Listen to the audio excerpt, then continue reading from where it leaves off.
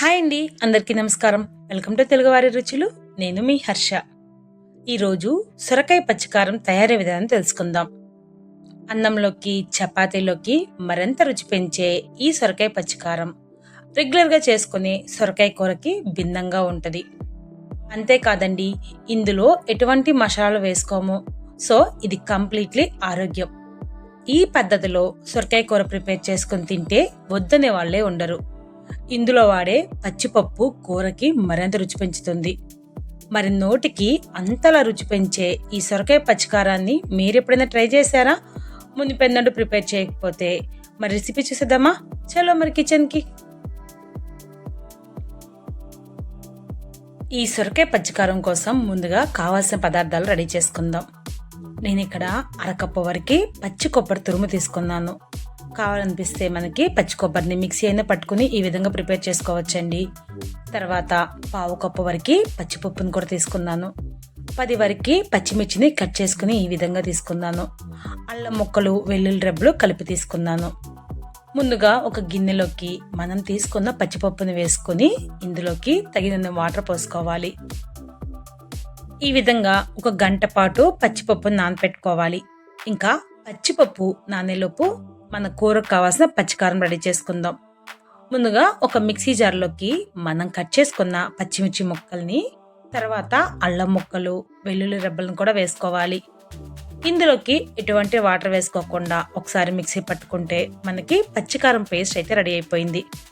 మన కూరకి కావాల్సిన మెయిన్ ఇంగ్రీడియంట్ వచ్చేసరికి ఈ పచ్చికారమేనండి. సో ఈ విధంగా పచ్చికారం రెడీ చేసుకున్న తర్వాత మీడియం సైజులో ఉన్న లేత సొరకాయని తీసుకున్నాను. సొరకాయ ఎంత లేతగా ఉంటే కర్రీ కూడా అంత టేస్టీగా ఉంటుంది. ఇప్పుడు ఈ సొరకాయ కొన్న ఎడ్జెస్ కట్ చేసుకోవాలి. అదేవిధంగా పీలర్ యూస్ చేసేసి ఈ సొరకాయ కొన్న తోలు మొత్తం తీసుకోవాలి. సొరకాయ వలన మనకి చాలా రకాల హెల్త్ బెనిఫిట్స్ ఉన్నాయండి. ముఖ్యంగా మన శరీరానికి కావాల్సిన వాటర్ని బ్యాలెన్స్ చేస్తుంది. అంతేకాదండి, మన శరీరాన్ని డీహైడ్రేట్ అవ్వకుండా ఉంచుతుంది.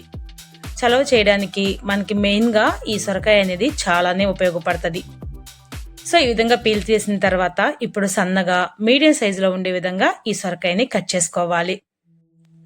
నేను చూపించిన విధంగా ఈ కూరను ప్రిపేర్ చేసినట్లయితే సొరకాయ అంటే ఇష్టం లేని వాళ్ళు కూడా కంపల్సరిగా ఇష్టం చేసుకుని మరి తింటారు. అంతలా టేస్టీగా ఉంటుందండి ఈ సొరకాయ కూర. సో మనం ఇక్కడ సొరకాయని కోసేటప్పుడు లోపల ఎక్కడ మనకి గింజలు కూడా లేవండి.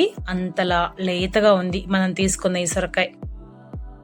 సో సొరకాయ మొత్తాన్ని కట్ చేస్తే ఫైనల్గా నాకు ఇన్ని ముక్కలు అయితే వచ్చేసినాయి. ఇంకా ఈ విధంగా కట్ చేసుకున్న సొరకాయ ముక్కలను పక్కన పెట్టేసుకుని కుకింగ్ ప్రొసీజర్లోకి వెళ్ళిపోదాం. ప్యాన్లోకి 5-6 స్పూన్ల వరకు కుకింగ్ ఆయిల్ వేసుకోవాలి. ఆయిల్ కాస్త హీట్ అయిన తర్వాత ఇందులోకి చూపిస్తున్న విధంగా 2 వరకు ఎండుమిర్చిని తుంపుకొని వేసుకోవాలి. తర్వాత 1/2 స్పూన్ వరకు ఆవాలు, 1/2 స్పూన్ వరకు మినపప్పు, 1/2 స్పూన్ వరకు జీలకర్ర వేసుకోవాలి. ఈ తాలింపుని మాడిపోకోకుండా మీడియం ఫ్లేమ్లో పెట్టుకుని దూరగా వేయించుకోవాలి. 2 మీడియం సైజు ఉల్లిపాయలని సన్నగా కట్ చేసుకుని ఆయిల్లో వేసుకుని ఫ్రై చేసుకోవాలి. మరి ఎక్కువగా కాకుండా లైట్ బ్రౌన్ కలర్ వచ్చేంత వరకు వేయించుకోవాలి. వేగుతున్న ఈ ఉల్లిపాయ ముక్కల్లోనే 3 రెబ్బల వరకు కరివేపాకును కూడా వేసుకుంటున్నాం. కరివేపాకు వేసుకున్న తర్వాత ఇంకొకసారి బాగా కలుపుకోవాలి. ఉల్లిపాయ ముక్కలు చక్కగా ఎరుపు రంగు వచ్చేంత వరకు మీడియం ఫ్లేమ్లోనే ఉంచుకుని వేయించుకోవాలి. సో ఈ విధంగా వేయించుకుంటే ఆటోమేటిక్గా ఉల్లిపాయలు కొన్న పచ్చివాసన పోయి ఇదిగోండి ఈ విధంగా దోరగా వేగుతున్నాయి కదా. ఇంకా ఇప్పుడు ఇందులోకి మనం ప్రిపేర్ చేసుకున్న పచ్చికారం పేస్ట్ని కూడా ఈ ఆయిల్లోనే వేసుకోవాలి. ఆయిల్లో ఈ పచ్చికారం పేస్ట్ని 3-4 నిమిషాల పాటు వేయించుకుంటే పచ్చికారం పేస్ట్ కొన్న పచ్చివాసన పోతుంది. అంతేకాదండి, ఈ పచ్చికారంని ఆయిల్లో ఫ్రై చేస్తుంటే మనకి మంచిగా గుమగుమలాడే వాసన కిచెన్ అంతా వచ్చేస్తుంది. సో ఈ విధంగా పచ్చికారాన్ని కూడా వేయించుకున్న తర్వాత ఇప్పుడు ఇందులోకి మనం ఆల్రెడీ కట్ చేసి పెట్టుకున్న సొరకాయ ముక్కలను కూడా వేసుకోవాలి. ఈ సొరకాయ ముక్కలతో పాటే మనం నానబెట్టుకున్న పచ్చిపప్పు కూడా వేసుకోవాలండి. అయితే మనం గంట ముందే పచ్చిపప్పు నానబెట్టాం కాబట్టి ఇప్పుడు ఒకసారి బాగా కడిగేసుకుని ఇందులో వాటర్ మొత్తం వంపుకుని ఈ పచ్చిపప్పుని సొరకాయలో వేసుకోవాలి. మనకి పచ్చిపప్పు ఇష్టం లేకపోతే కావాలనిపిస్తే మనం ఇందులోకి పెసరపప్పు కూడా వేసుకోవచ్చండి. పెసరపప్పు వలన కూడా ఈ కర్రీ అనేది చాలా టేస్టీగా ఉంటుంది. ఇప్పుడు పచ్చిపప్పు వేసిన తర్వాత ఇంకొకసారి బాగా కలుపుకోవాలి. ఇంకా ఈ విధంగా కలిసిన తర్వాత ఇప్పుడు ఇందులోకి చిటికెడు పసుపును వేసుకోవాలి.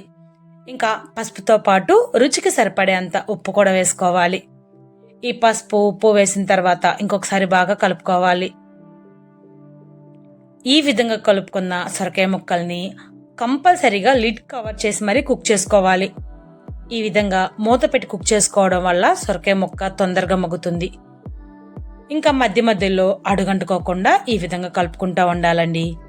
మనం ఇందులోకి ఎటువంటి వాటర్ వేయడం లేదండి, ఎందుకంటే సొరకాయ ఉడికేటప్పుడు ఆటోమేటిక్గా సొరకాయ నుంచి వాటర్ కూడా రిలీజ్ అవుతుంది. ఇంకా సొరకాయ నుంచి వచ్చిన ఈ వాటర్తోనే పచ్చిపప్పు కూడా ఉడుకుతాయండి. ఒకవేళ మనం తీసుకున్న సొరకాయ కనుక ముదురుగా ఉండి ముక్క ఉడకపోతే ఇందులోకి కొంచెం వాటర్ కూడా వేసుకోవచ్చు. ఇప్పుడు పచ్చిపప్పు సాఫ్ట్గా ఉడికి సొరకాయ ముక్క మగ్గగానే ఇందులోకి మనం పచ్చి కొబ్బరి తురుము కూడా వేసుకోవాలి. దీంతో పాటు ఫైనల్లో కొత్తిమీర తరుగు కూడా వేసుకుని ఇంకొకసారి బాగా కలుపుకోవాలి. ఈ విధంగా కలుపుకున్న తర్వాత మళ్ళీ మూత పెట్టుకుని ఒక 3 నిమిషాల పాటు సిమ్లోనే ఉంచుకుని ఉడికించుకుంటే సరిపోతుందండి. మనకు కావాల్సిన సొరకాయ పచ్చికారం అనేది చాలా ఈజీగా ప్రిపేర్ అయిపోతుంది.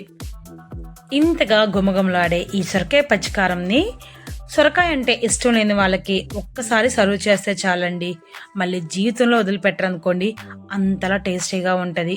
ఈవెన్ పిల్లలు కూడా చాలా ఇష్టపడతారు. ఇది ముఖ్యంగా చపాతీలకైతే చాలా పర్ఫెక్ట్గా సెట్ అవుతుందండి.